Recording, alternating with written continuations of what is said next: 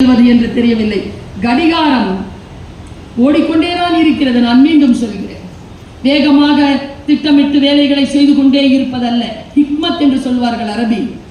ஹிக்மத்தோடு வேலை செய்வது, ஒரு விஷயத்தை ஞானத்தோடு செய்வது. இதனால் இவன் முடிக்கும் என்றாய்ந்து அதனை அவன் கண் விடல். வள்ளுவம் டெலிகேட் பண்றது, ஒரு விஷயத்தை டெபியூட் பண்றது. எவ்வளவு பெரிய விஷயங்கள். காலத்தை நானே, சில பேர் பெண்கள் இருக்கிறீங்களே கடவுளே, இன்னிலிருந்து இந்த டைலாக மாத்துங்க. நான் இல்லைன்னா என் வீட்டில் ஒண்ணுமே நடக்காது. கம்னு எல்லாம் சூப்பரா நடக்கும். எல்லாத்தையும் சுமத்துருக்கு. 50 வயசு ஆனவுடன் தெரிஞ்சு போயிடும் இதெல்லாம் எந்த இல்லைன்னு. அது 30 வயசுல தெரிஞ்சுக்கும். உனக்காக, உன் பிள்ளைகளுக்காக, உன் கணவனுக்காக நீ தருகின்ற ஆக பெரிய வெகுமதி என்பது உன் உடல் நலம்தான் என்பதனை முதலில் உன்னுடைய புத்திக்கு சொல். ஏங்க, நீங்க வாக்கிங் போங்க, தொப்பையா இருக்குது, நீ தான் போ கூட.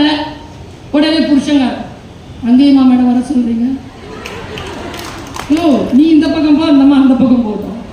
ஆனா நடங்க, ஹெல்த்தை பார்த்துக்கோங்க. ஹெல்த்தை பார்த்துக்கிறது குற்றம் இல்லை. நல்ல பொருட்களை உண்ணுவது குற்றம் இல்லை. நல்ல தேவையில்லை. பாருங்க, 3 விஷயத்தை கண்ட்ரோல் பண்ணுங்க. நான் கண்ட்ரோல் பண்ண ஆரம்பிச்சிருக்கேன். பயணத்தில் இருப்பதனால் உடல் நலத்தை கவனிக்க முடியவில்லை. எனக்கு என் அண்ணன் மகள் தந்த, இப்பொழுதுதான் 3 நாளைக்கு முன்னால் தான் பிள்ளை பெற்றார். அவள் சொன்னாள், அத்தை நான் சொல்ற 3 விஷயத்தை மனசுல வச்சுக்கோங்க. சர்க்கரை சாப்பிடாதீர்கள். அவர் சொன்ன மாதிரி அவர் நிறைய சொல்லி பயமுறுத்திட்டார். இவங்க பேச்செல்லாம் கேட்டோம்னா ஒன்றும் சாப்பிட மாட்டோம் தெரியுமா? எதை பார்த்தாலும் பயமா இருக்கும் மேடம். சர்க்கரை சாப்பிடாத, ஜங்க் ஃபுட் சாப்பிடாத, ஜங்க் ஃபுட் சாப்பிட, குப்பை பொருட்களை சாப்பிடாத. இந்த பீட்சா, பர்கர், வர்த்தக்கறி. இங்க வந்து வர்த்தக்கறி பத்திலாம் சொல்லக்கூடாது என்ன? வர்த்தக்கறி, இடியாப்பம்,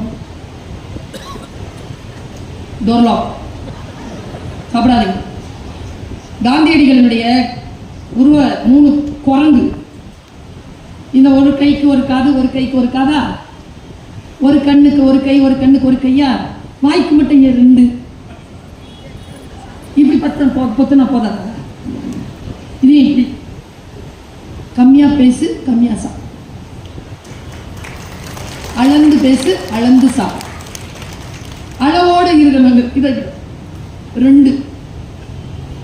இந்த முறை இருக்குல்ல, சிக்கன் சாப்பிடாதன்ட்டார், ஜங்க் ஃபுட் சாப்பிடாத, சக்கரை சாப்பிடாத, ஆரோக்கியமா இருக்கும், நார்மல் டெலிவரி. நம்முடைய வாழ்க்கையை நாம் தான் செலுத்த வேண்டும். நமக்கு ஒரு திட்டம் இருக்க வேண்டும்.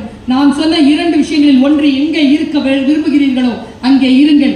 2வது, எதற்காக நீங்கள் நினைவு கூறப்பட வேண்டும் என்று விரும்புகிறீர்களோ அதற்காக வேலையை தொடங்குங்கள். நம்மில் பல பேருக்கு அந்த திட்டமே இல்லை. செத்து போன 3வது நாளே ஜாலியாகிறார். நினைவு கூறப்பட வேண்டிய அளவிலே வாழ்க்கையில் ஒரு சிக்னேச்சர் போடுங்க. காலம் மிக மிக கண்ணியமானது. காலம்தான் கடவுள். காலம்தான் நிகழ்ந்து கொண்டிருக்கிறது. காலம் எதற்காகவும் காத்திருப்பதில்லை.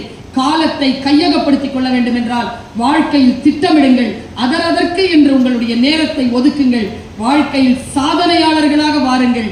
செய்த தவறை திரும்ப செய்யாதீர்கள். நேசியுங்கள். உங்களையும் மற்றவர்களையும் நிறைய வாசியுங்கள். நன்றி, வணக்கம்.